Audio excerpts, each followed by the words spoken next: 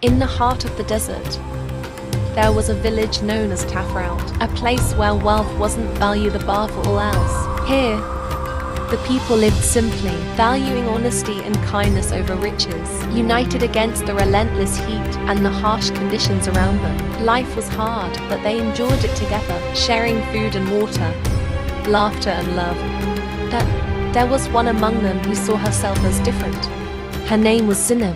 She looked upon her fellow villagers with cold eyes. She didn't see strength in their humility, nor wisdom in their modesty. Instead, she saw weakness. To Zineb, their simple lives were foolish, their values unworthy of her attention. Zineb wanted more than just comfort. She longed for wealth, not as a means to escape, but as a way to gain power. She dreamed of watching the villagers bow to her, of feeling the thrill of their envy and awe. In her heart, she believed she was destined to be above them all.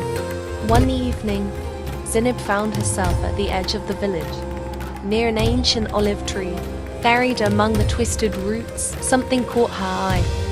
A small clay figurine, intricately carved with symbols of protection and power. Its expression was almost challenging, daring her to pick it up.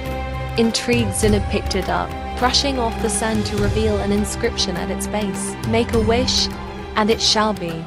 That night, Zineb clutched the figurine and whispered her desire, her voice barely more than a breath. "I wish for endless wealth so vast that no one in Tafraut can deny my superiority."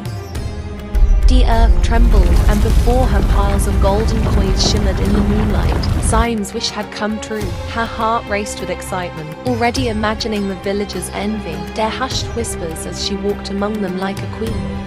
From that day forward, Zineb adorned herself in luxurious silks, glittering jewels and precious stones. She strolled through Tafraut with an air of cold superiority, treating her friends as strangers, her neighbors as beneath her. But her wealth came with a shadow. The villagers sensed something dark in her presence, and they began to fear her.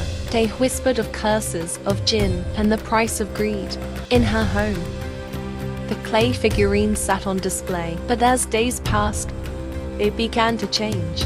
It grew heavier, darker, as if feeding on something unseen. Its expression, once serene, twisted into a fierce, almost predatory glare, watching her with an intensity that chilled her. One night, Zineb awoke to a whisper echoing through her room. She turned and saw the figurine's eyes glowing faintly in the shadows. "For every coin you possess, a life must be sacrificed." She dismissed it as a dream. But soon, the village began to suffer. The well that nourished Tafraut ran dry, crops withered under the sun, and sickness crept through the village like a shadow. Desperate, the villagers came to her, pleading for help. They begged her to share even a small part of her riches, to help them survive the harsh days. But Zineb, relishing their suffering, refused. Yet the figurine's demands grew louder. Its voice haunted her dreams, whispering its warnings. In desperation, she returned to the olive tree, hoping to rid herself of the curse. But the figurine clung to her hands, its voice echoing in her mind. "Wealth built on pride, and greed must be paid in kind. You cannot escape your wish."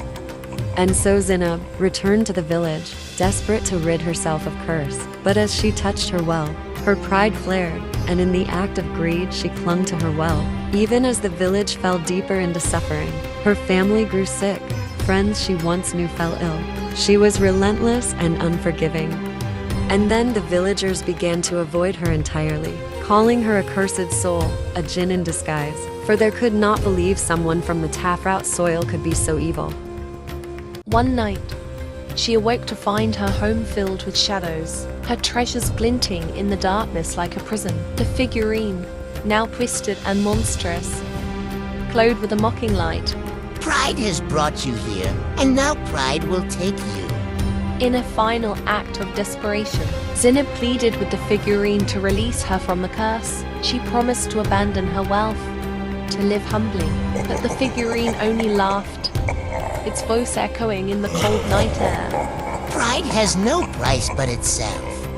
In that moment, the wealth she had hoarded turned to dust. Her home crumbled around her, her treasures slipping through her fingers like sand. The villagers watched in silence as Zineb, once so proud, was left with nothing.